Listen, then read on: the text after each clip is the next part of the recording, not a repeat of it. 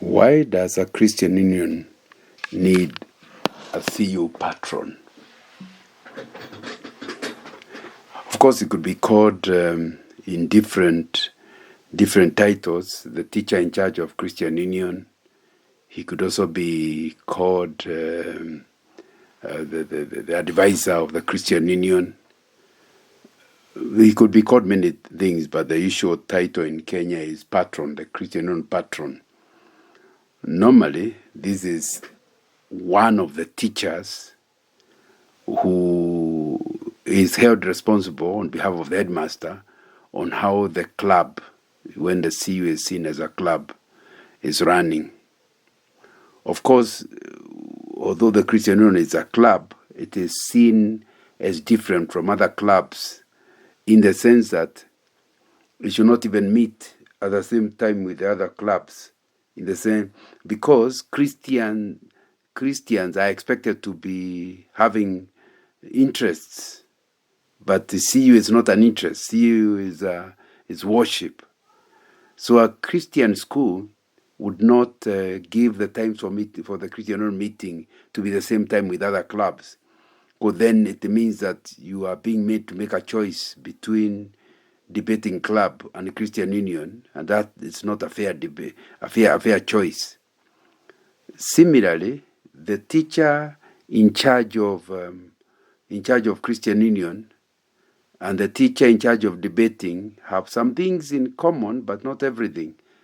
If you are not interested in debating, it will be difficult to help students in the issues of debating. As a teacher, a teacher needs to be, first of all, be a teacher. Therefore, he is in the staff meetings. But the patron needs to be able to represent the club in the staff meetings. But beyond that, he needs to help the students. Students are in a club that they know little about. I remember being at Alliance, beginning a journalism club that did not exist before. Now, you need a teacher who will research and look for information on journalism before you can make him a patron. So similarly, both the Christian Union teacher and the debating club teacher will both need to be having some level of competence in the way and the things that are required in making the students achieve the purpose for why the club exists. But the Christian Union goes beyond that, because since it is it's a spiritual issue, you should not ask a teacher to become in charge of the Christian Union if he himself is not spiritually mature.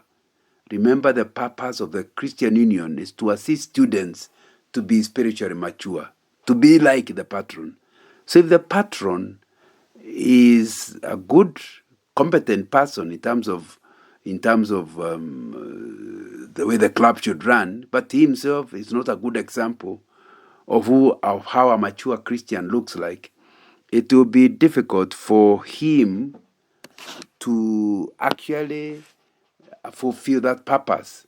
So beyond competence in how to run a club, he needs to be the example of who a mature Christian is.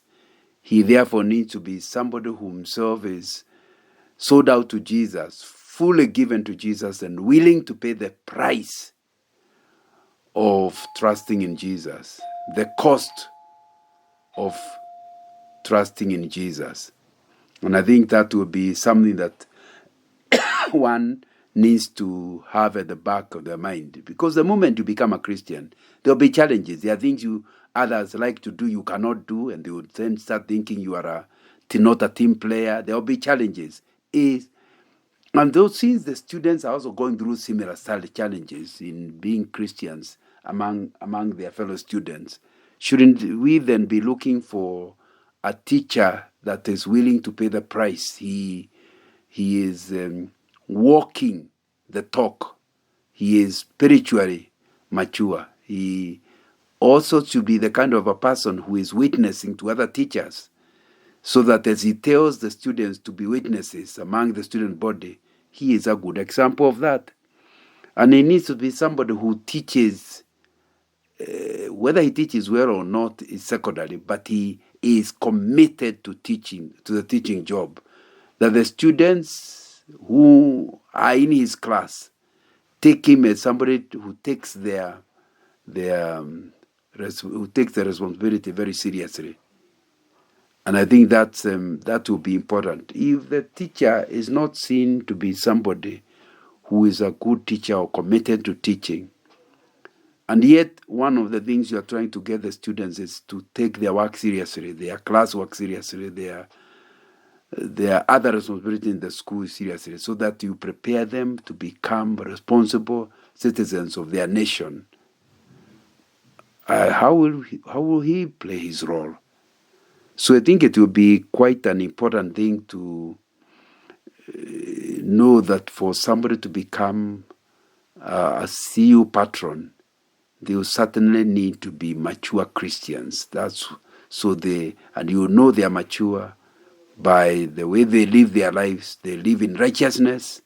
The way they live their lives, they take their work seriously, and they serve the students like in their classroom, like people who are doing it for God, not just for themselves. And I think they also are, we have said, they are so convinced about their faith that they share it with others and seeking to bring other teachers to the Lord, including other students to the Lord.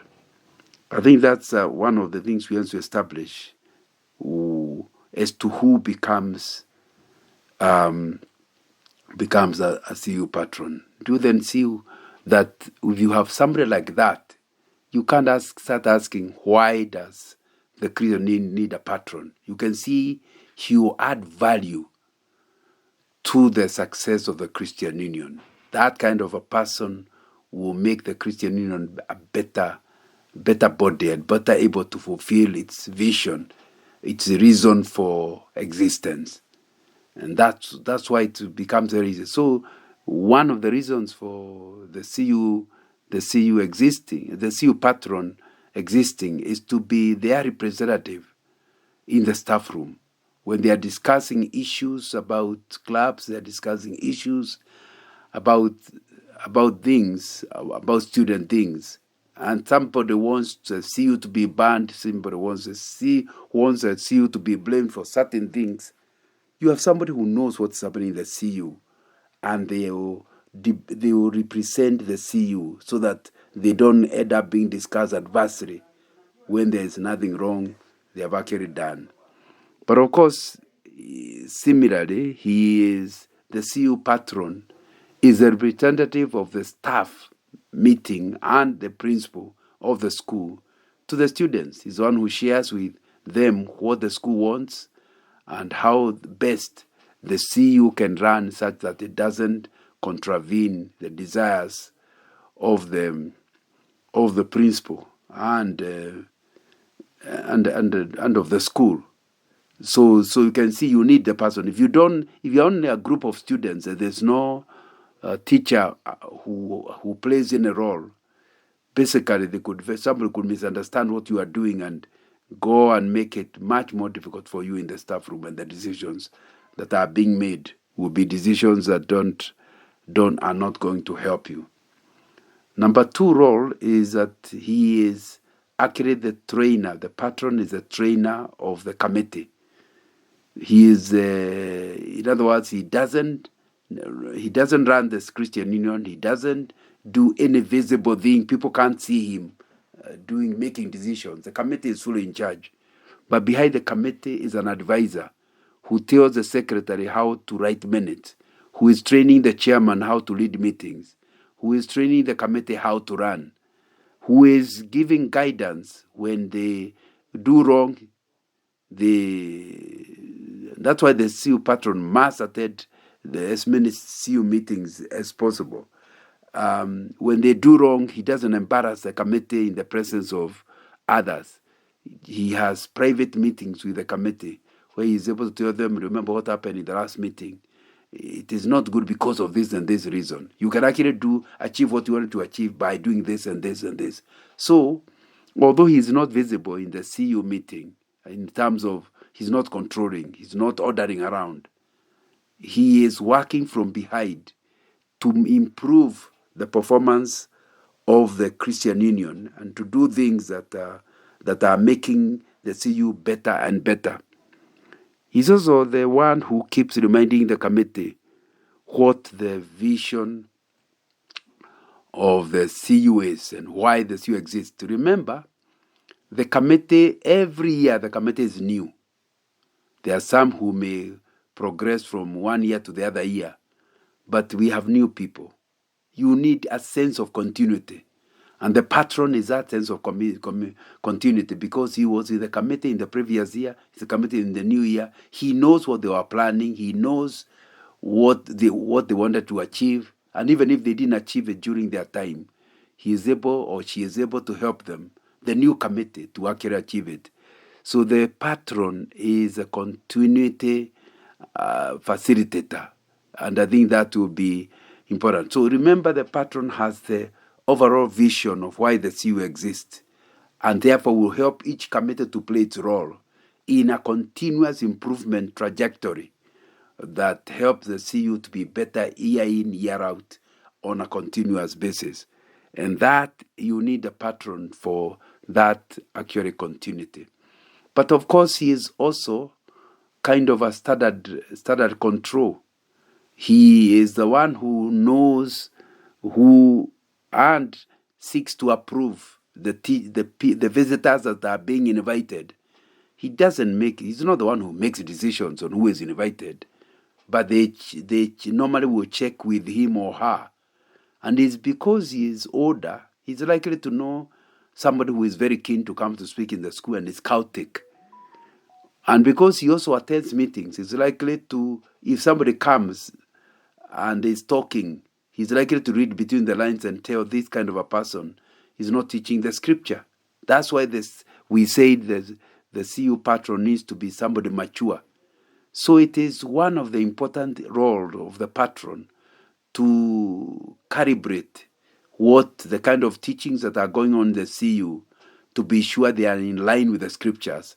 And in that role, he accurately approves the program of the term and therefore ensures that the things being done, number one, are biblically right. Number two, they really will help the CU to realize its vision.